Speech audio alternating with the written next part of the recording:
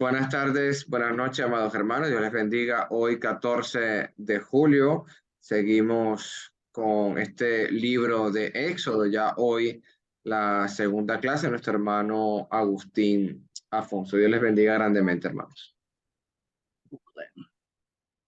Buenas tardes, buenos días, buenas noches, hermanos. Dios los bendiga a todos. Déjenme meterme acá para compartir la pantalla para hacerlo más fácil de entender y más dinámico. La presentación. Presentación del Éxodo. Ok, un segundito. Toma aquí. Sí, particular. Ok, están viendo la presentación, ¿verdad? Sí, Agustín, sí. Ok. Ok, estamos aquí. Ok, como recordarán, ya la semana pasada comenzamos a estudiar el libro de Éxodo. Sabemos que es el segundo libro de la Biblia. Es parte de lo que era la Torá, el Pentateuco, lo que los judíos conocían como la Torá, la ley. Y este libro consta de 40 capítulos, como dije la semana pasada. Vamos a ver un poco más sobre quién lo escribió, o por lo menos lo que se sabe de la escritura del libro. Eh, Sabemos que él narra la historia desde que los israelitas entraron a Egipto, que fue ya con la muerte ya de José, de Israel o de Jacob también, que había muerto. Narra la historia cuando los israelitas ya están en Egipto, ya José había muerto, los israelitas se habían multiplicado, habían pasado ya casi 400 años, como 380 años, 370 años más o menos, 350 años habían pasado, cuando el faraón o el rey de Egipto se da cuenta que los hebreos habían crecido mucho, se habían multiplicado, y eso causó preocupación en el faraón, en el rey de Egipto, porque ellos tenían enemigos, y enemigos que estaban cerca de ellos, que eran prácticamente vecinos de Egipto. Y ellos pensaron que si por la cuestión de lo que los israelitas, los hebreos habían crecido tanto en número, ellos se preocuparon porque si ellos se aliaban con los enemigos de Egipto, probablemente Egipto no iba a poder derrotar a sus enemigos. Al contrario, iban a ser derrotados. Y no solamente eso, sino que los mismos hebreos iban a salir de Egipto. Y los hebreos eran importantes en Egipto porque ellos, o sea, ellos hacían trabajos de ganadería y ayudaban mucho lo que es la economía de Egipto en ese momento. Por tanto, ellos se preocupaban para que los hebreos se quedaran en Egipto. Ellos no querían que salieran de ahí. Entonces, ¿qué hicieron ellos? Bueno, los obligaron a hacer trabajos fuertes, los esclavizaron para que tratar de que ellos no se multiplicaran tanto, controlar más la natalidad de los hebreos.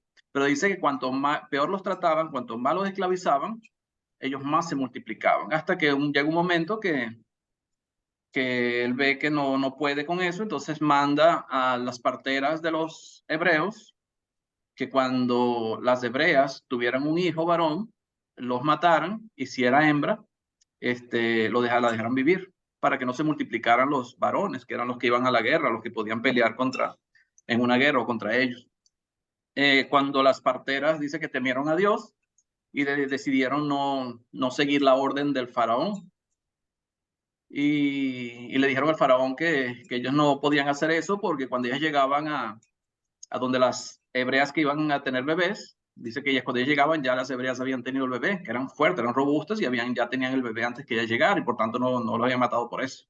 Entonces, ¿qué hizo el faraón? Bueno, mandó a que todos los niños hebreos, varones, fueran lanzados al río Nilo. Y así termina el capítulo 1 de Éxodo, ¿verdad? Más o menos un resumen rápido. Ahora vamos a profundizar un poquito más en este primer capítulo y parte de lo que es el segundo capítulo, si da tiempo. Entonces, el Éxodo. El Éxodo viene de una palabra griega que es éxodos, que se compone de dos palabras, que es ex, que significa fuera, y odos, que significa vía o camino, o sea, fuera, camino. Pero en el hebreo no se conocía de esa manera.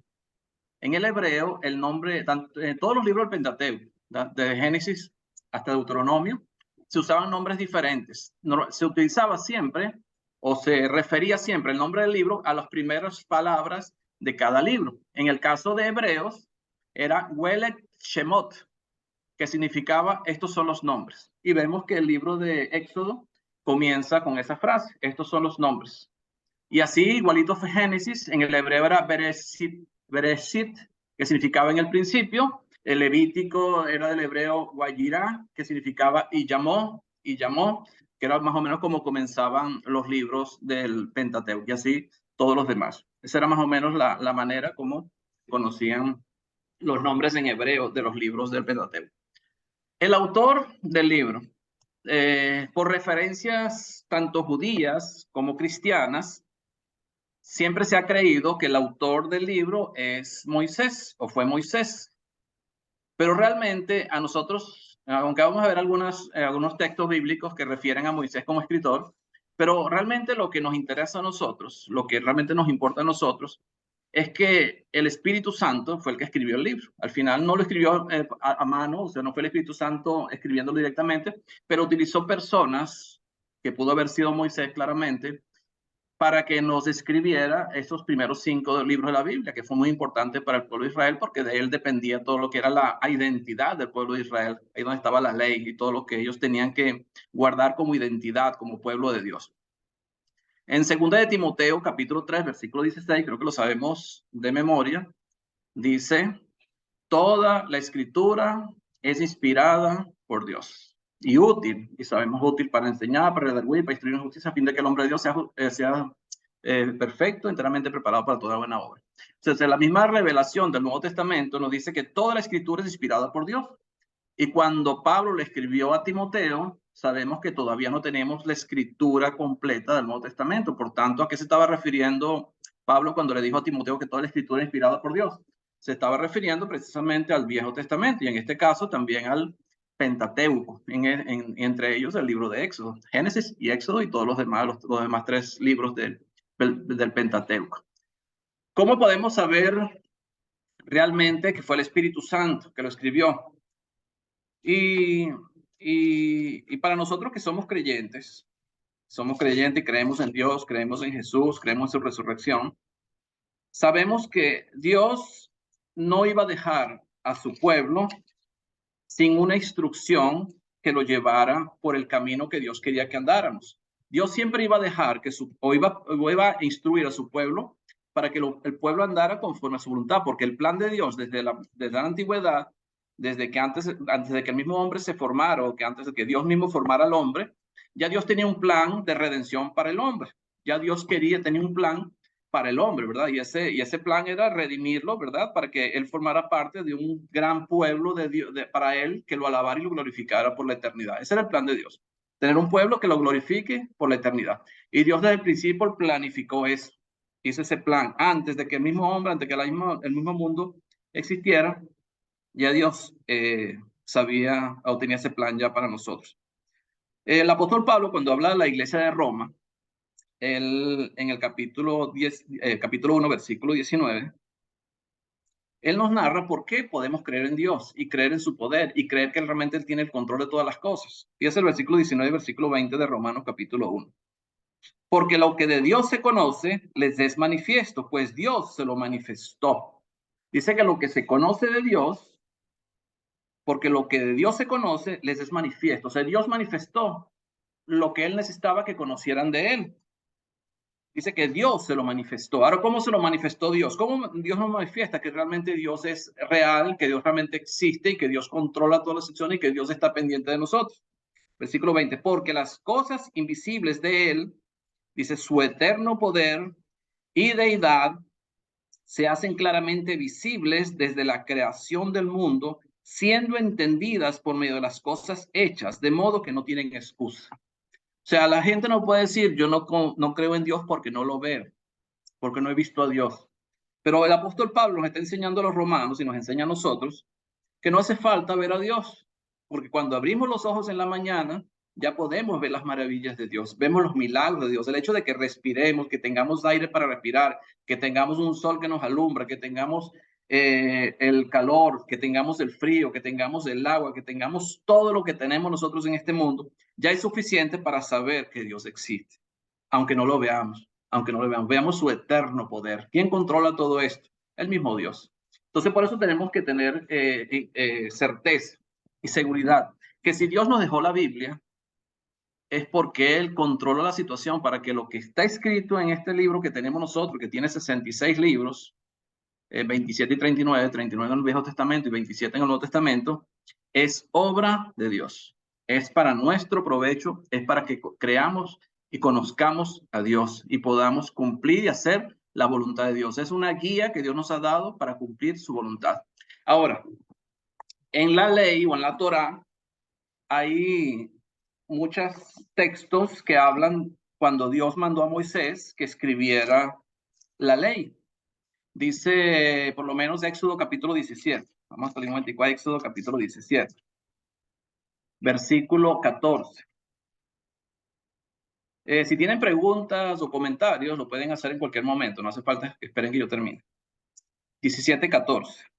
Dice, y Jehová dijo a Moisés, escribe esto para memoria de un libro, y di a Josué que raeré del todo la memoria de Amalek de debajo del cielo.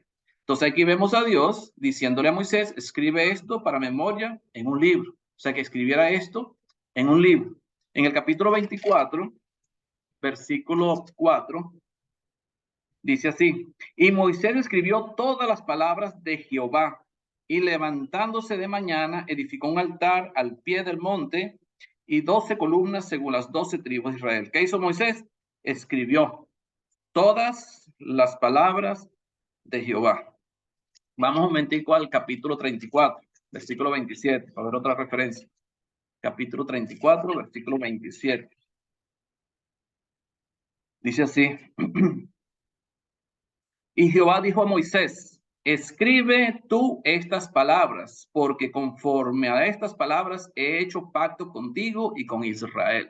Entonces aquí vuelve otra vez Dios a decirle a Moisés, escribe. O sea, él tenía que dejar una escritura, él tenía que escribir. Sabemos que en el primer siglo no habían libros como se conocen hoy en día. No teníamos libros así plegados como tenemos hoy en día. Existían lo que eran los rollos. Todos escribían rollos. No sabemos o no tenemos la certeza de cómo Moisés escribió esto, en qué idioma lo escribió. Porque como sabemos, según lo que dice Hechos capítulo 7, cuando Esteban se está defendiendo de que lo querían matar por estar predicando a Jesús, él dice que Moisés fue instruido en todas las sabidurías de los egipcios. Aquí está, aquí en el versículo 22 del capítulo 7 de Hechos dice, y fue enseñado Moisés en toda la sabiduría de los egipcios y era poderoso en sus palabras y obras. Entonces dice que Moisés, como fue criado por la hija del faraón, él fue educado en una cultura judía. Pero también sabemos, por lo que nos informa Esteban cuando está haciendo su defensa, que Moisés huye de Egipto a los 40 años. A los 40 años. Y él se va a una tierra, a la tierra de Madián. Madián, dice ahí, que ahí donde conoce a su suegro Jetro. Se convierte en pastor de ovejas y ahí es donde se casa con su esposa y tienen 2 hijos. Pero él estuvo con Jetro, su suegro, durante 40 años. O sea que Jetro venía de la descendencia de Abraham. Si recuerdan, los madianitas surgen del matrimonio de Abraham con la esposa que tuvo después que murió Sara. Sara, después que muere, Abraham tiene una esposa y con esa esposa tiene un hijo, y ese hijo, de ese hijo surgen lo que son los madianitas. O sea que él viene casándose con un pariente lejano, ¿verdad? De él mismo, o sea, Moisés, porque viene de la misma descendencia de Abraham, ¿verdad? Aunque lejano. Ahora, ¿qué escritura, qué manera de escribir tenían los madianitas? No estoy muy seguro cuál era la escritura, pero probablemente una escritura similar a la que tenían los mismos israelitas o lo que ellos habían aprendido al principio. Probablemente pudieron haber escrito en el idioma que ellos conocían también por tradición. Entonces, en Números, vamos a Números capítulo 33. Números capítulo 33, vemos otra referencia a Moisés nuevamente. Capítulo 33, versículo 2. Dice el texto: Moisés escribió sus salidas conforme a sus jornadas por mandato de Jehová. Estas pues son sus jornadas con arreglo a sus salidas. O sea, Moisés escribió según lo que fue ordenado por Dios. Lo que él hacía, aparentemente, según lo que dice acá el texto del versículo 2, es que él escribía según las jornadas. Deuteronomio capítulo 31, versículo 19, nos dice así: Ahora pues, escribíos este cántico y enséñalo a los hijos de Israel. Ponlo en boca de ellos para que este cántico me sea por testigo contra los hijos de Israel. ¿A quién le está ordenando? Sabemos que Moisés es el que estaba liderando al pueblo en ese momento. Y vemos el cántico de Moisés en el capítulo 32. Fue un cántico de Moisés. Entonces Moisés, Dios le está diciendo que escriba ese cántico. Y hay algunas afirmaciones bíblicas posteriores acerca de la escritura o la probable escritura de Moisés del Pentateuco. El resto de la palabra de Dios también acepta a Moisés, que fue el autor. Por ejemplo, Josué capítulo 1, versículo 7. Vamos a Josué capítulo 1, versículo 7. Dice así: solamente esfuérzate y sé muy valiente para cuidar de hacer conforme a toda la ley que mi siervo Moisés te mandó. Fíjense que están nombrando la ley como la de Moisés. No te apartes de ella, ni a diestra ni a siniestra, para que te sea prosperado en todas las cosas que emprendas. ¿Cómo le enseñó toda la ley Moisés a Josué? Dios le decía a Moisés, escribe, y él escribía toda la ley para poderla enseñar. Me parece que era así. Si nos vamos a Primera de Reyes, capítulo 2. Vamos a Primera de Reyes, capítulo 2. Versículo 3. Guarda los preceptos de Jehová tu Dios, andando en sus caminos y observando sus estatutos y mandamientos, sus decretos y sus testimonios, de la manera que está escrito en la ley de Moisés, para que prosperes en todo lo que hagas y en todo aquello que emprendas. Entonces se refiere a la ley como la ley de Moisés. No dice la ley de Dios. Hay ortodoxos que niegan que Moisés sea el autor del autor del Pentateuco, de los primeros 5 libros de la Biblia, pero ni siquiera nombran a la Biblia o el Pentateuco con los nombres que lo utilizamos nosotros o como lo utilizaban los hebreos, como Génesis, Éxodo, Levítico, Números, Deuteronomio, sino que ellos le dicen el primer libro de Moisés, segundo libro de Moisés, tercer libro de Moisés. Así llaman ellos, a pesar de que no conocen o no aceptan a Moisés como autor del libro. No tenemos la seguridad que sea el autor, pero aquí hay referencias acerca de que él sí escribió acerca de la ley que Dios le dio. En el Nuevo Testamento, si no vamos al Nuevo Testamento, en Lucas capítulo 24, Lucas capítulo 24, ¿se acuerdan de Lucas, verdad? Lucas capítulo 24, versículo 44, dice: y les dijo, estas son las palabras que os hablé estando aún con vosotros, que era necesario que se cumpliese todo lo que está escrito de mí en la ley de Moisés. O sea, el mismo Jesucristo habla de la ley como la ley de Moisés. Entonces, él mismo hace esa referencia. Primera de Corintios capítulo 9, Primera de Corintios capítulo 9, el apóstol Pablo, capítulo 9, versículo 9, dice: porque en la ley de Moisés está escrito, no pondrás bozal al buey que trilla. ¿Tiene Dios cuidado de los bueyes? Entonces se menciona la ley como la ley de Moisés, y era como se conocía en los tiempos del pueblo de Israel. Ya en el Nuevo Testamento se conocía de esa manera. Ahora, no significa que Moisés haya escrito todo el Pentateuco, porque ahí no menciona a Moisés en el Génesis, no menciona que él haya escrito otras cosas. O sea, por lo menos Génesis no se menciona. Pero la ley, aparentemente sí la escribió. Todo lo que es la ley, todo lo que fue la Torá, prácticamente toda la Torá, sí la escribió Moisés, por lo que vemos acá según la orden que Dios le dio. Vamos a seguir aquí.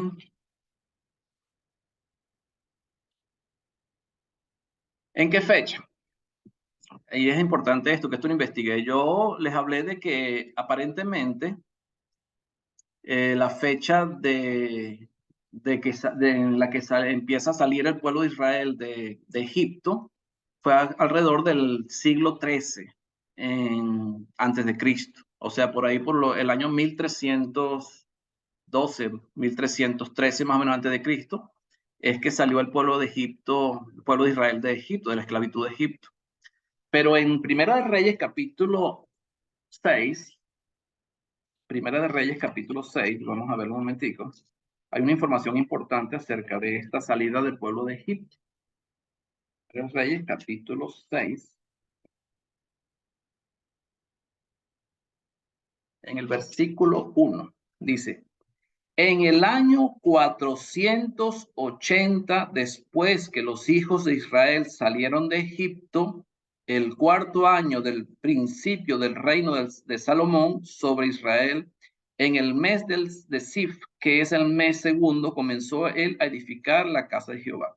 Entonces, según el escritor de Reyes, o sea, Primera de Reyes, cuando Salomón comienza a edificar el templo,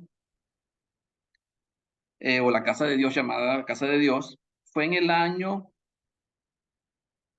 fue en el 480, en el año 480, 480 después que los hijos de Israel salieron. O sea, que habría que restarle 480 años desde la fabricación del templo hacia atrás para ver más o menos en qué fecha fue que se salieron los hijos de Israel de Egipto. Entonces, eruditos de la Biblia han puesto al éxodo de Egipto entre los 1580 y 1230. Como vimos en Primera de Reyes, capítulo 6, versículo 1, dice que el éxodo se llevó a cabo 480 años antes que Salomón inicie la edificación del templo. Puesto que esto fue más o menos en 960 años antes de Cristo, parece que el éxodo ocurrió en 1440. O sea, si uno suma, uno busca la historia de la construcción del primer templo, el de Salomón, fue más o menos en 960 antes de Cristo. O sea que si fue en 1960 antes de Cristo, tú le sumas los 480 años, ellos sacan cuenta y dicen que fue entre 1580 o 1440 más o menos la época en que los israelitas salieron de Egipto, que es una fecha más o menos que uno podría decir, pero no hay la seguridad. Hay muchos eruditos mantienen que la arqueología apoya mejor una fecha más reciente. Ellos apoyan una fecha más reciente, que se habla del 1312 o 1300 y algo, que es más o menos la fecha que se estima que pudo haber salido el pueblo de Israel de Egipto. ¿Cuál es el trasfondo del libro de Éxodo? Dice, al abrir el libro de Éxodo encontramos a los israelitas en Egipto, y los dejamos en el final de Génesis. O sea, vemos al final de Génesis cómo el pueblo de Israel llega a Egipto con 70 personas, según la defensa de Esteban. Él dice que eran 75, pero eso podemos verlo ahora porque hay esa diferencia. Igual que habla de 400 años y Éxodo habla de 430 años que tuvieron en Egipto. Pero el Éxodo comienza con el inicio de Éxodo comienza después que pasan muchos años, 350 años, de que el pueblo de Israel llega a Egipto. ¿Por qué 350 años? Porque Moisés sale con 40 años de Egipto, ¿verdad? Él nace en el año, porque él, cuando empieza Éxodo, después vemos el nacimiento de Moisés. Moisés cumple 40 años, es decir, él nació en el 350. En el año 350 la esclavitud de los hebreos, más 40 serían 390, más 40 años que tuvo él con su suegro Jetro, se cumplen los 430 años, que es cuando él regresa a Egipto a convencer al faraón de dejar ir a su pueblo. Entonces, pero el escenario ha cambiado completamente. Han pasado más de 4 siglos, los hebreos que eran favorecidos hasta ahora son esclavos, haciendo ladrillos para los programas de edificación para el faraón. Entonces el esquema había cambiado. Ellos habían sido muy favorecidos, ellos habían sido tratados bien. Es más, le dieron la tierra, una de las tierras mejores que tenía Egipto, ¿verdad? La tierra de Gosén, que era una tierra fértil. Ellos ahí podían cuidar de su ganado, y no solamente el de ellos, sino también el ganado de los egipcios, del faraón en ese caso.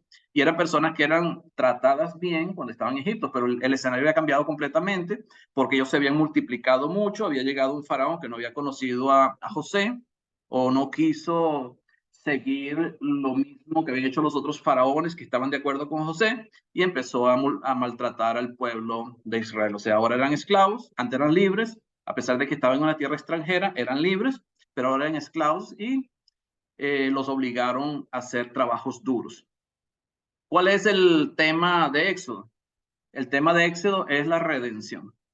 Es la redención y el fundamento de la nación de Israel. La redención, ¿por qué? Porque Dios viene a liberarlos.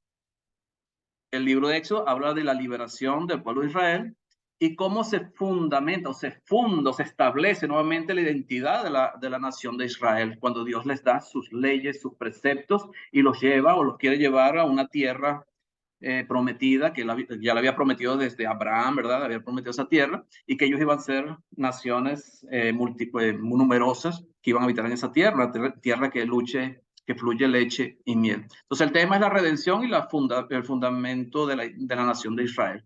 Más o menos eso es lo que vemos en eso. ¿Cuál es el bosquejo del libro? En la clase pasada vimos un resumen más o menos de todo el libro. Aquí vamos a hacer un bosquejo solamente hasta el capítulo 15. Capítulo 15, versículo 21. Porque en el capítulo 15, versículo 21, tenemos todo el proceso de la salida del pueblo de Israel hasta que cruzan el Mar Rojo, y vemos el cántico de Moisés, ¿verdad? En ese momento, cuando ellos celebran que Dios había derrotado a los egipcios cuando cerró el mar y los egipcios habían muerto en ese mar. Entonces, el capítulo 1, vemos la servidumbre de Israel en Egipto. En el capítulo 2, encontramos el nacimiento, el rescate y educación de Moisés. Nacimiento, cómo lo rescatan del río Nilo, y cómo estuvo siendo educado en la casa del faraón por la hija del faraón, que lo recibió como un hijo. En el capítulo 3 y 4, el llamado de Moisés, cuando Dios llama a Moisés. En el capítulo 3 vemos la revelación de Jehová a Moisés, ¿verdad? En el capítulo 4, versículo 1 al 17, vemos la resistencia de Moisés, cómo Moisés se opone y no quiere hacer el mandato que Dios le está pidiendo. Y después vemos el regreso de Moisés en el capítulo 4, versículo 18 al 31, cómo Moisés regresa a Egipto para cumplir el propósito por el cual Dios mismo lo había elegido a él. En el capítulo 5 al capítulo 7, versículo 13, encontramos las confrontaciones de Moisés con el faraón. Encontramos cómo Moisés se confronta con el faraón, y lo vemos en el capítulo 5, versículo 1 al capítulo 7, versículo 6, que fue la primera confrontación. Y después vemos en el capítulo 7, del versículo 7 al capítulo 13, vemos la segunda confrontación de Moisés con Aarón y el faraón. Después vemos del capítulo 7, del 14 al capítulo 10, versículo 29, vemos las plagas, las 9 plagas que tuvo el pueblo de Israel, aparte de lo que fue la última plaga, que fue la muerte de los primogénitos. Pero en el capítulo 7, ¿verdad? Al capítulo 10 vemos la primera plaga, que fue el río Nilo se convierte en sangre. En la segunda plaga vemos la plaga de ranas, que fue en el capítulo 8. En el 8 también vemos la plaga de los piojos. En el capítulo 8 también hasta el versículo 32 vemos la plaga de las moscas. En capítulo 9, versículo 1 al 7, vemos las pestilencias en el ganado. El capítulo 9 vemos las úlceras también como plaga. Después vemos el capítulo 9 también hasta el versículo 35, cómo hubo granizo y fuego como otra plaga que Dios me envió para convencer al faraón. El capítulo 10 vemos las langostas hasta el versículo 20. Y en la novela plaga fue 3 días de tinieblas, 3 días que hubieron de tinieblas en Egipto, que está en el capítulo 10, del versículo 21 al 29. Y después terminamos el capítulo 11 hasta el capítulo 12, en el versículo 30, que fue lo que es la muerte de los primogénitos, donde Dios le establece lo que fue la fiesta, o la primera fiesta y la más importante que tenían los judíos, y tenían hasta el tiempo de Jesús, aunque hasta ahora todavía hay muchos judíos que no creyeron en Jesús, que siguen celebrando todavía esto, que fue la Pascua. La Pascua se establece en el capítulo 12, que fue la muerte, donde ellos conmemoraban que Dios los había sacado a ellos de Egipto con mano fuerte y brazo extendido, ¿verdad? Donde ellos tenían que pasar de la esclavitud a la libertad allá en la tierra prometida, por medio de un cordero que ellos tenían que sacrificar, y con la sangre de ese cordero pintar los dinteles de las puertas, y cuando pasara el ángel de muerte y viera la sangre, pasaría de largo sobre esa casa y no mataría a los primogénitos. Y así fue, mató a todos los primogénitos de todos los egipcios, tanto de hombres como de animales, y murió también el primogénito de Faraón. Después vemos en el capítulo 12, después de la Pascua, en el versículo 31 en adelante, vemos el éxodo de Egipto, cómo ellos salen. La huida hacia el Mar Rojo, ¿verdad? En el capítulo 12 hasta el versículo 22. Después vemos cómo pasan ellos en el capítulo 14, el Mar Rojo. Y después en el capítulo 15 vemos el cántico de Moisés hasta el versículo 21, como la celebración por la victoria que habían tenido al pasar el Mar Rojo, y que Dios había abierto las aguas y habían pasado como tierra seca, y que cuando los egipcios iban atrás para volverlos o obligarlos a volver atrás a la esclavitud, Dios cerró el mar y destruyó y mató a todos los egipcios que estaban ahí. Y eso fue el cántico de Moisés. ¿Alguna pregunta hasta aquí? ¿O estamos bien? Entonces vamos a ver el capítulo 1. Vamos a empezar el capítulo 1 de Éxodo. Y vamos a leer hasta el versículo 8. Éxodo, capítulo 1, versículo 1 al versículo 8. Le leo, mi hermanito. Lee, hermanita. Estos son los nombres de los hijos de Israel que entraron en Egipto con Jacob. Cada uno entró con su familia. Rubén, Simeón, Leví, Judá, Isaacar, Zabulón, Benjamín, Dan, Neftalí, Gad y Aser. Todas las personas que le nacieron a Jacob fueron 70. Y José estaba en Egipto. Y murió José y todos sus hermanos y toda aquella generación. Y los hijos de Israel fructificaron y se multiplicaron y fueron aumentados y fortalecidos en extremo, y se llenó de ellos la tierra. Entre tanto, se levantó sobre Egipto un nuevo rey que no conocía a José, y dijo a su pueblo: ¿hasta ahí? Sí, hermanita, hasta ahí, hasta el 8. Ok.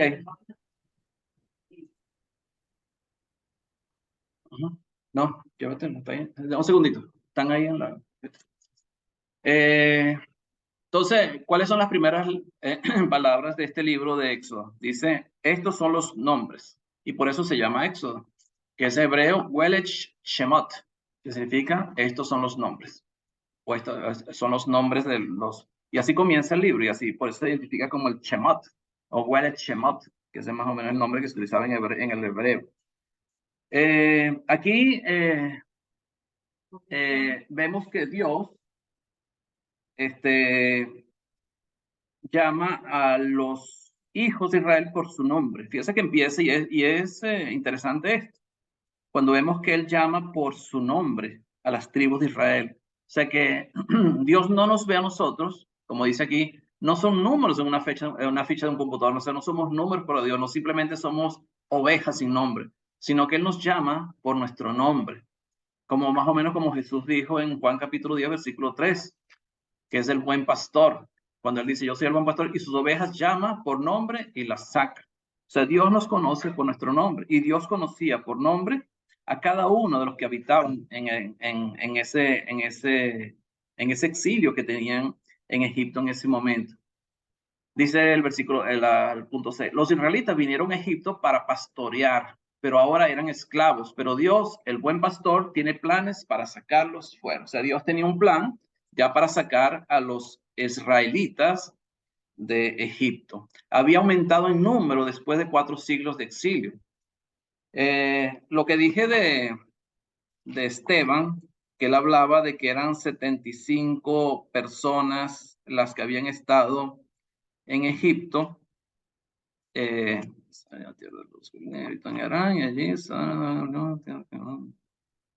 está en el capítulo 7 de Hechos, pero se me perdió ahorita el texto. Pues, aquí está.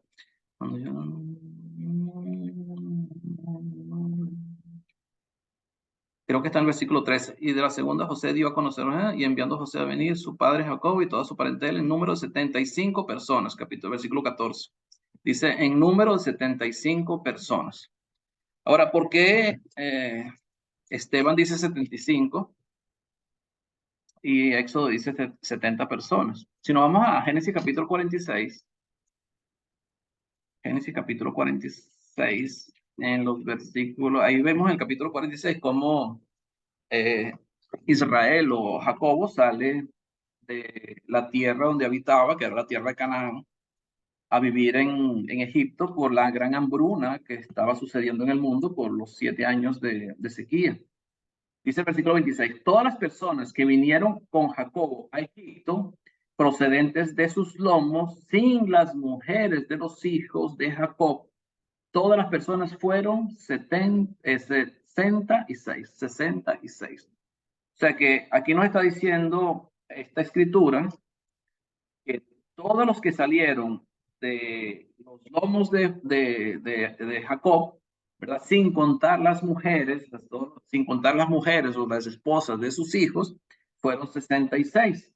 Y el 27 dice, y los hijos de José, que le nacieron en Egipto, 2 personas.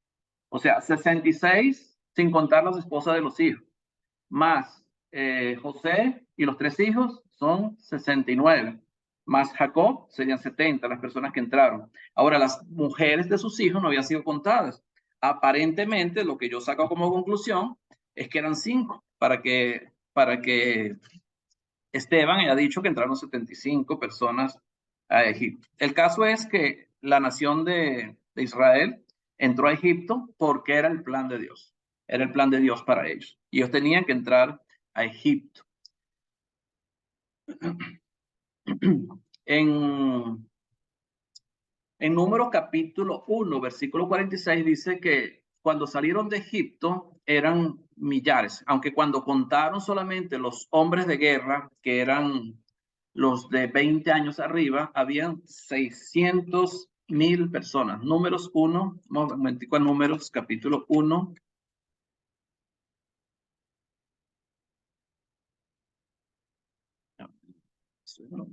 Números capítulo 1, versículo 46.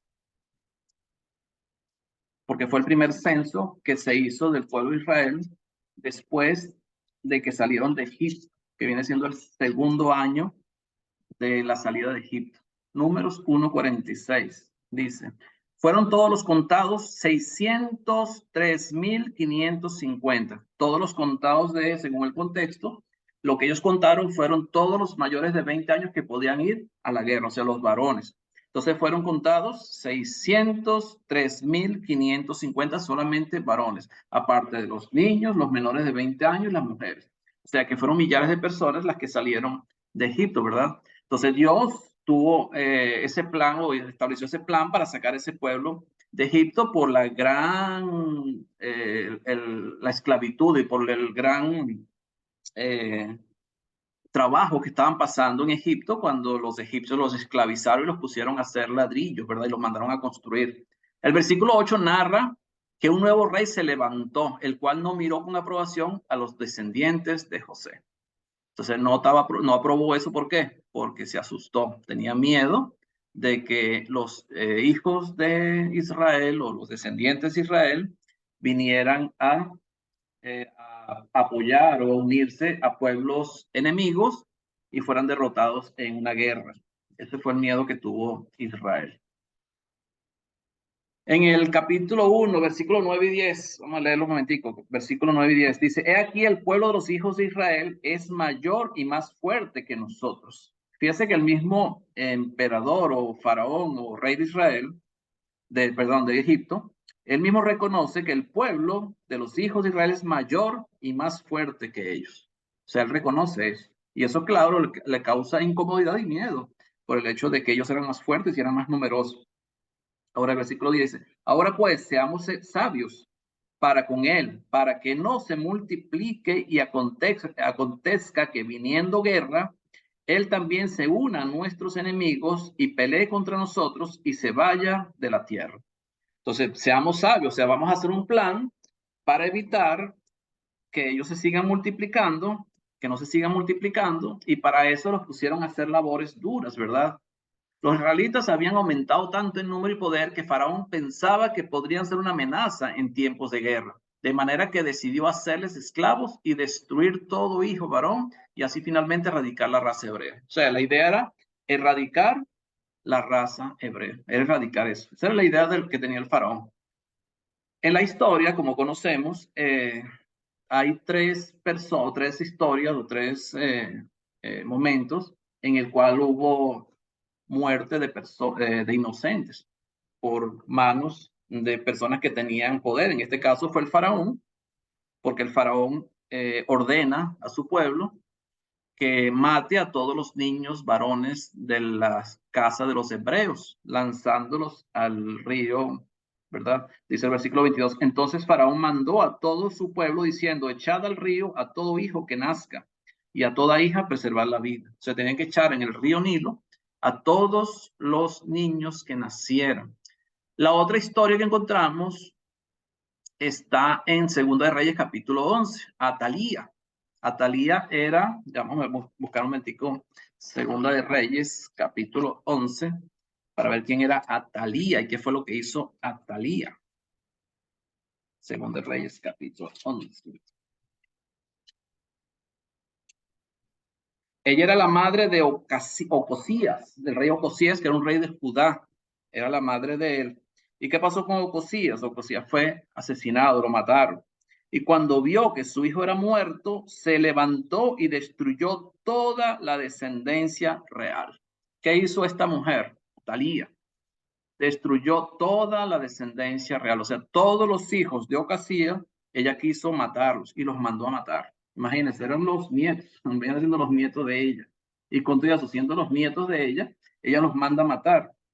El versículo 2 dice, pero Josaba, hija del rey Joram, hermana de Ocosías, tomó a Joás, hijo de Ocosías, y lo sacó furtivamente de entre los hijos del rey, a quienes estaban matando, y lo ocultó de Atalía, a él y a su ama, en la cámara de dormir, y en esta forma no lo mataron. O sea, salvó solamente un hijo de él, porque lo escondieron, pero ella mandó a matar. ¿Por qué? Porque ella al final quería quedarse con el trono y fue lo que hizo, se quedó con el trono, ya se convirtió en la reina, ¿verdad? Hasta que este hijo que fue escondido sube al trono y la saca, pues, y la terminan matándola a ella, ¿verdad? Por haber primero usurpado el puesto que no le correspondía y también por todo lo que hizo, por las maldades que había hecho. Y vemos en la historia del Nuevo Testamento a Herodes, Herodes el Grande, en Mateo capítulo 2, cuando vemos que él esperando por las profecías de que iban a nacer o había nacido un nuevo rey, y según lo que le habían dicho los magos que habían visitado a Jesús en su nacimiento, él mandó a matar a todos los niños menores de 3 años, si no me equivoco. 3 años creo que fue que los mandó a matar para evitar que este rey gobernara y le fuera a quitar el puesto. Entonces vemos esas 3 historias tristes de muerte de personas inocentes, o sea, de inocentes que no hicieron nada malo, simplemente por poder, no por otra cosa. Estas atrocidades inspiradas por Satanás, porque el único que inspira esto es Satanás, tenían como fin la extinción de la línea mesiánica. O sea, ¿cuál era el propósito real de todo esto? Extinguir la línea mesiánica, o sea, que el Mesías no llegara, que no viniera. Porque Satanás nunca olvidó la promesa que Dios dio en Génesis capítulo 3, versículo 15. Conocemos esa promesa que Dios hizo en Génesis capítulo 3, versículo 15. Y pondré enemistad entre ti y la mujer, y entre tu simiente y la simiente suya. Esta te herirá en la cabeza y tú le herirás en el calcañar. Esa fue la razón por la que sucedieron estas cosas. Son instrumentos de Satanás para tratar de acabar con el plan de Dios. Dice el capítulo 1, versículo 11 al 14 ahora. Dice así. Entonces pusieron sobre ellos comisarios de tributos que los molestasen con sus cargas. ¿Qué hicieron ellos entonces? Pusieron capataces, vamos a decirlo así, para que los pusieran a trabajar, para que los pusieran cargas, ¿verdad? A ellos. Y edificaron para Faraón las ciudades de almacenaje Pitón y Ramesés. Entonces, los obligaron a trabajar edificando dos ciudades que eran ciudades de graneros o de almacenaje, donde se guardaban los productos de lo que producía Egipto en ese momento. Sabemos que Gosén era una región muy productiva porque estaba en pleno río Nilo. Y dice que las inundaciones en invierno del río Nilo, ¿verdad? Hacía como que las capas de tierra se fertilizaran y eran muy productivas para sembrar. Y ellos sembraban y almacenaban lo que producían. Entonces hicieron dos ciudades, que fue Pitón y Rameses, y eso lo hicieron los hebreos obligados, ¿por quién? Por los egipcios, o sea, fueron obligados. Y dice el versículo 12, pero cuanto más los oprimían, tanto más se multiplicaban y crecían. O sea, cuanto más los oprimían, más se multiplicaban y crecían, de manera que los egipcios temían a los hijos de Israel. Fíjense que los egipcios le tenían miedo a los hijos de Israel. ¿Por qué? Porque cuanto más los oprimían, tratando de que no se multiplicaran más, imagino que no tuvieran tiempo ni siquiera ir a la casa, no, ni cansados del trabajo. Cuando estás cansado del trabajo, lo que te provoca es acostarte a dormir y descansar, no provoca hacer más nada, ¿verdad? Y yo creo que la intención era esa, cansarlos tanto para que ellos no se multiplicaran tanto. Pero dice que cuanto más los oprimían, cuanto más trabajo les daban, más se multiplicaban. Y eso hizo que ellos se asustaran mucho, le temían a los hijos de Israel. Y los egipcios hicieron servir a los hijos de Israel con dureza, dice, con dureza. Y amargaron su vida con dura servidumbre. O sea, se hace énfasis en esto, que los hicieron servir con dureza y con amarga servidumbre. ¿Por qué, de qué manera o por qué se multiplicó tanto el pueblo de Israel?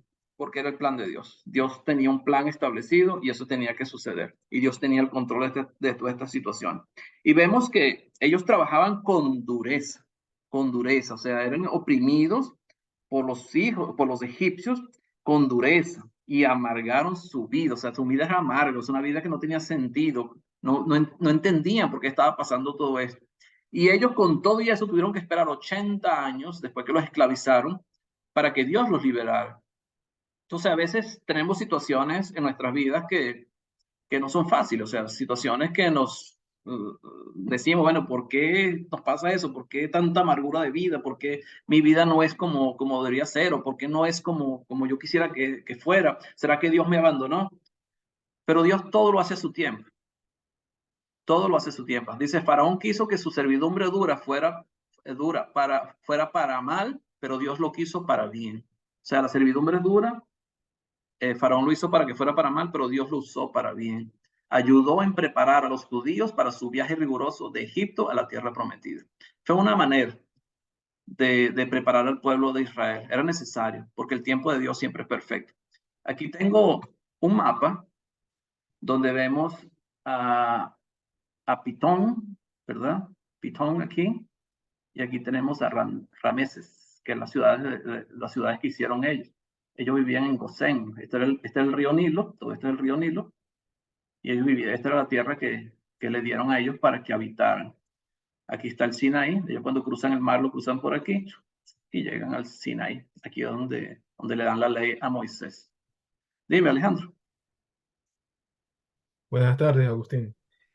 Alejandro, Estaba recordando un poco en el Génesis, estaba leyendo el Génesis capítulo 2, versículo 17, que dice la palabra, le decía Dios directamente a Abraham, de cierto te bendeciré y multiplicaré tu descendencia como las estrellas del cielo y como la arena que está a la orilla del mar, y tu descendencia poseerá las puertas de sus enemigos.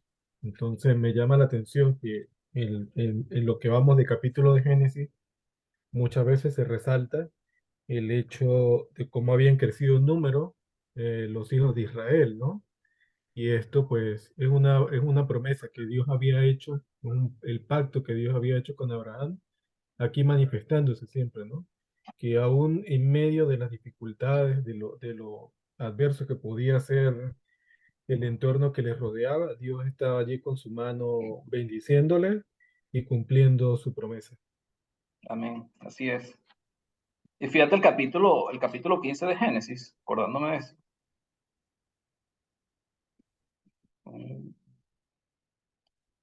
Fíjate el versículo 13 del capítulo 15 de Génesis, que fue una profecía acerca de lo que está pasando en Éxodo.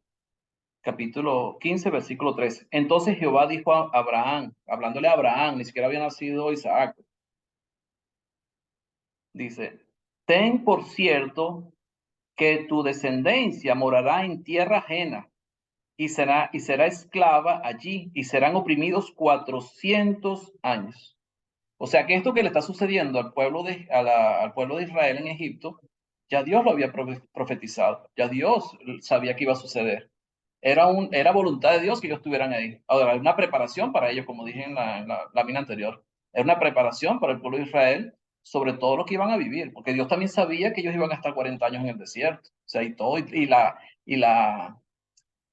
la fuerza que tenían que tener para todo ese éxodo que hicieron ellos no solamente eso, sino conquistar las tierras cuando lleguen a la tierra prometida, porque tenían que luchar, aunque Dios fue el que luchó por ellos en casi todas las batallas, en todas las batallas pues, prácticamente. En el versículo 15 al 19 dice así, y habló el rey de Egipto a las parteras de las hebreas, una de las cuales se llamaba Cifra y otra Fua, y les dijo, cuando asistáis a las hebreas en sus partos y veáis el sexo, si es hijo, matadlo, y si es hija, entonces viva. Pero las parteras temieron a Dios y no hicieron como les mandó el rey de Egipto, sino que preservaron la vida de los niños. Y el rey de Egipto hizo llamar a las parteras y les dijo, ¿por qué habéis hecho esto? ¿Que habéis preservado la vida de los niños? Y las parteras respondieron a Faraón, porque las mujeres hebreas no son como las egipcias, pues son robustas y dan a luz antes que las parteras vengan a ellas. Entonces, vamos a leer este texto que tengo acá. Cuando Cifra y Fua, quienes probablemente eran las principales parteras de las hebreas, estaban con las madres judías cuando daban a luz y no mataron a los niños varones, a pesar de que los había ordenado Faraón, justifican su inacción explicando que los niños hebreos en mayor parte nacieron demasiado rápido. Es decir, antes que la partera pudiera llegar a ayudar a las madres. Ciertamente había algo de verdad en esta afirmación. Eran robustos, de verdad que los israelitas eran más robustos que los mismos egipcios. Fíjense que ellos mismos lo reconocen. Vamos al versículo, capítulo 1, versículo 20 al 22. Dios hizo bien a las parteras y el pueblo se multiplicó y se fortaleció en gran manera. Fíjense que se fortaleció y se multiplicó en gran manera. Y por haber las parteras temido a Dios, él prosperó sus familias. Entonces Faraón mandó a todo su pueblo, diciendo, echad al río a todo hijo que nazca y a toda hija preservad la vida. La recompensa que recibieron las parteras por parte de Dios fue que Dios las prosperó en sus familias. Prosperó sus familias, o sea, las multiplicó, tuvieron familias grandes. Ahora, ¿por qué Dios prospera a estas familias? Porque podemos decir que ellas mintieron, ¿verdad? Aunque había parte de verdad, pero no necesariamente era así. Ahora, ¿cuál era la intención que tenía el faraón? Era matar a los niños para evitar que se multiplicaran. Ahora, realmente, ¿de quién era esa intención? ¿De quién era el trabajo que estaba haciendo el faraón? Era de Satanás, realmente. Entonces, cuando hay un mal mayor que va a evitar algo bueno, se puede hacer ciertas excepciones. Vamos a leer esto que tengo acá. La recompensa dada a las parteras de una vida familiar próspera les fue concedida no por haber mentido, fíjense, no por haber mentido, sino por su humanidad. Esto no quiere decir que el fin justifique el medio, y mucho menos que no hay normas absolutas de moralidad. Pero en un mundo cargado de pecado y sus efectos como ha llegado a ser el nuestro, puede ser que la obediencia a un deber mayor es posible solo al sacrificar la obediencia a deberes menores. O sea, sacrificar deberes menores para obtener un bien mayor. En esto, como en todo lo demás, el temor de Jehová es el principio de la sabiduría. La anulación de su derecho por las parteras de las hebreas hizo que Faraón mandara a su propio pueblo a cumplir el decreto. Entonces, como ellas se negaron, como Dios más bien las recompensó, las prosperó, ¿verdad? ¿Qué hizo Faraón? Entonces, si ustedes no van a hacer el trabajo, lo vamos a hacer nosotros. Entonces mandó a su pueblo que todo varón, imagino que el pueblo de los egipcios iban casa por casa de los hebreos, revisando la casa a ver si había niños recién nacidos, niños pequeños recién nacidos, porque sabemos que Aarón ya había nacido, María o Miriam ya había nacido también, era la hermana mayor. Aarón tenía, creo que eran 3 años más que Moisés, ya era un niño más o menos de 3 o 4 años cuando Moisés. O sea que estaban matando a los bebés, los recién nacidos.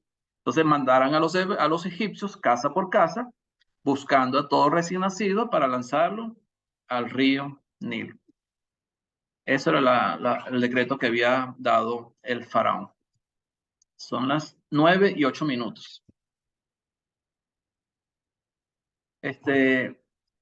Aquí ya estamos entrando en el capítulo 2, pero yo prefiero entonces dejar el capítulo 2 ya para la semana que viene, para que entremos en cómo nace Moisés, o cómo nace Moisés y qué sucedió con Moisés, ¿verdad?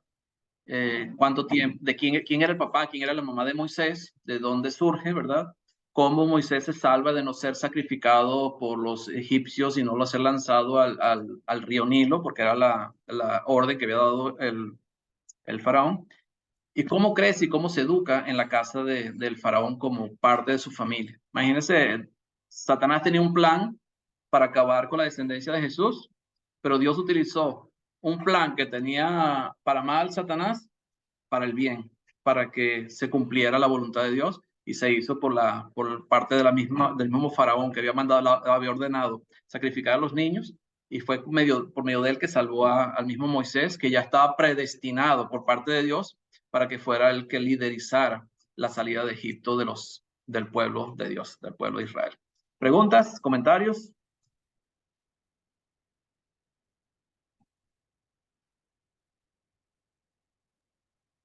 Bueno, hermanos, buenas.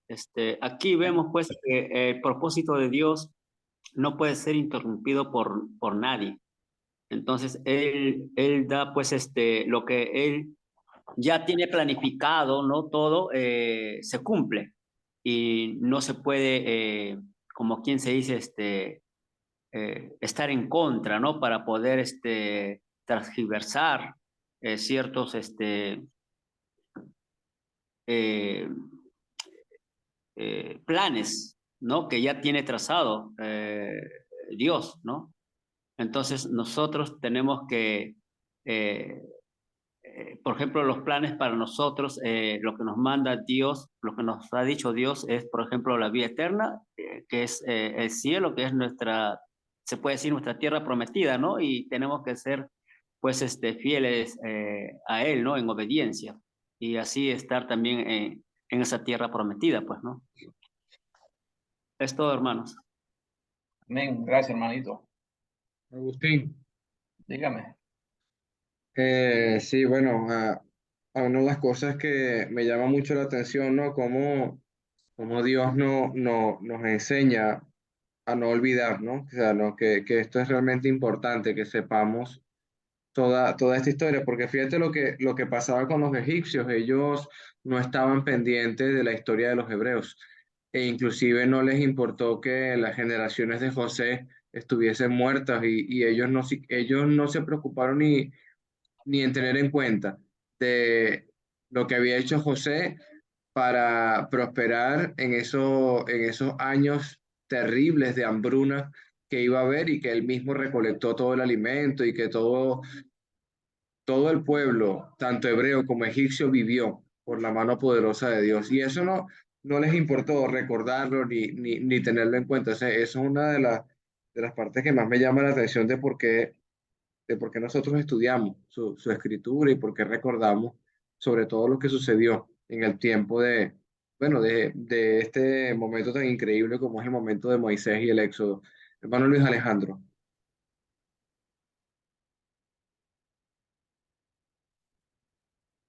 Sí, en el caso de las parteras, recuerdo, se me viene a la mente cuando Pedro estaba predicando y les dicen que no prediquen más ese nombre, ¿no?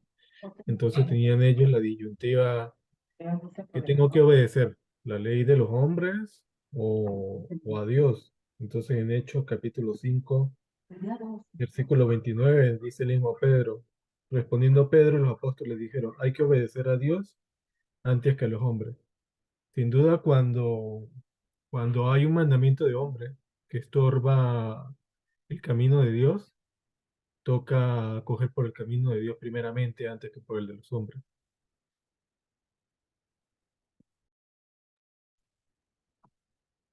Así es. Sí, yo vi en YouTube el otro día, en internet, un estudiante que le preguntaba a alguien que estaba enseñando sobre la palabra de Dios. Y él le decía, si yo estoy en el tiempo de Hitler y tengo unos judíos escondidos en mi casa y llegan los alemanes y tocan la puerta y me preguntan, ¿tienes aquí tus judíos escondidos? Y yo soy cristiano, ¿qué debo hacer? ¿Decir que sí tengo los judíos y se los lleven y los maten? ¿O decirles que no tengo ningún judío escondido?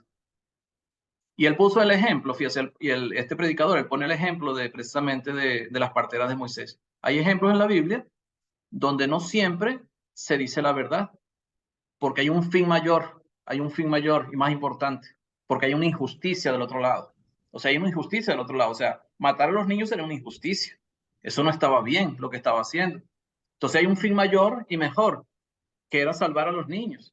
Si yo tengo un judío, vivo en el tiempo de Hitler y tengo 2 judíos escondidos en mi casa y llegan los soldados de alemanes a preguntar si yo tengo judíos, tengo que decirle que no. Tengo que decirle que no los voy a entregar, si los van a matar. Entonces es eso, una injusticia. Hermanito Agustín, Dígame, hermana. gracias. Me haces acordar a Rahab la ramera cuando escondió los 2 espías Esa otra que historia. también llegaron. Esa sí es verídica.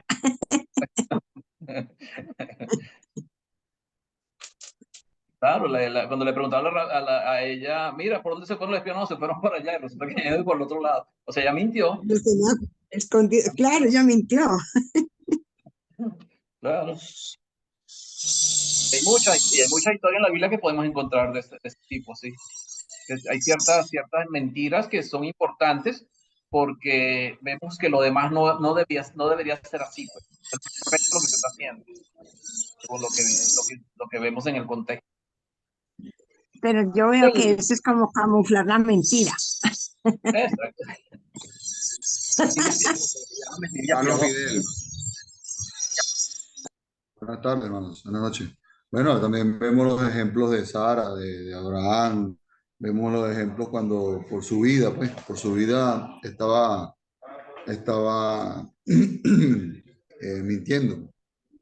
Vemos los ejemplos también de cuando el mismo Jacob, cuando eh, fue engañado Jacob, fue engañado Isaac por, por, por su madre. O sea, todos estos ejemplos que se ven en estos engaños, como tú dices, había un fin que ya Dios incluso ya lo tenía previsto, como era estas mentiras que se ven acá. Hay un bien mayor para todo eso, un bien mayor.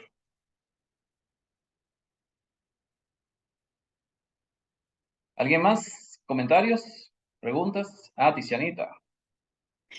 Sí, hola hermanos, estoy confundida, o sea que si hay una injusticia por detrás de algo, uno no tiene que decir la verdad. Bueno, que habría que ver cuál es la injusticia, o sea, habría que ver cada situación, pues habría que analizar cada situación. Ajá, ok. Depende de la situación, o sea. No es que yo voy a estar mintiendo porque Agustín dijo que mintiéramos, no, yo no estoy diciendo que miente, sino que hay que ver la situación, cada situación, ¿verdad? En cada, por eso digo, o sea, si tú eres, estás en el tiempo de Hitler y llegas a tu casa y te preguntan, ¿tienes aquí judíos escondidos? ¿Qué harías tú en esa situación? Yo soy cristiano, no puedo mentir. Digo, no, Dios me dijo que yo no puedo mentir. Entonces, sí, aquí están 2 judíos escondidos, están debajo de la mesa. Se los van a matar, eso, o sea, son cosas que tú tienes que evitar, o sea, son cosas como la ramera, ¿verdad? Esta, Ruth, ¿cómo se llama la ramera? Rahab.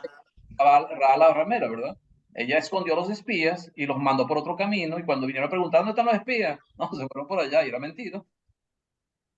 Era mentira por... Exacto, hermanito. Entonces, eso debía ser uno que Hitler. No, ellos se fueron, ellos ya se vieron, ellos se fueron.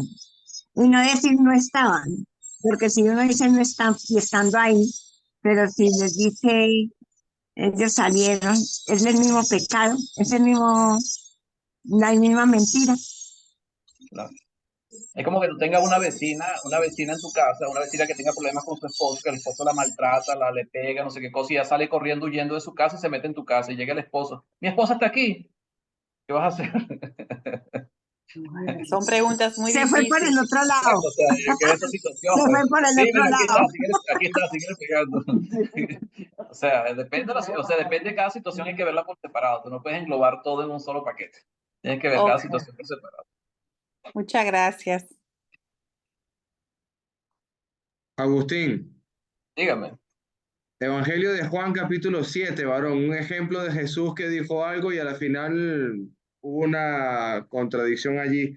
Dice Juan capítulo 7 acerca de la fiesta de los tabernáculos. Juan capítulo 7 dijo él, los hermanos le dicen, sus familiares le dijeron en el verso 3, sal de aquí y vete a Judea para que también tus discípulos vean las obras que hace, porque ninguno que procura darse a conocer hace algo en secreto. Si estas cosas hace, manifiéstate al mundo. Y en el verso 6, él le dice, mi tiempo no ha llegado, mas el vuestro siempre está presto. Verso 8, subí vosotros a la fiesta, yo no subo todavía a esa fiesta, porque mi tiempo aún no ha llegado. Verso 10, pero después que sus hermanos habían salido, entonces él también subió a la fiesta, no abiertamente, sino en secreto. Jesús le dijo a sus hermanos, yo no voy a la fiesta, váyanse ustedes adelante.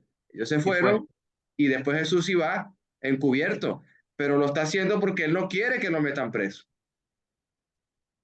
Fíjate algo que Dios está ocultando en el capítulo 16 de Primera de Samuel. Esto me hiciste acordar de este capítulo.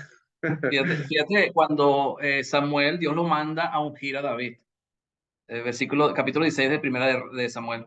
Dijo Jehová a Samuel, ¿hasta cuándo llorarás a Saúl, habiéndolo yo desechado para que no reine sobre Israel? Llena tu cuerno de aceite y ven, te enviaré a Isaí de Belén, porque de sus hijos me he provisto de rey.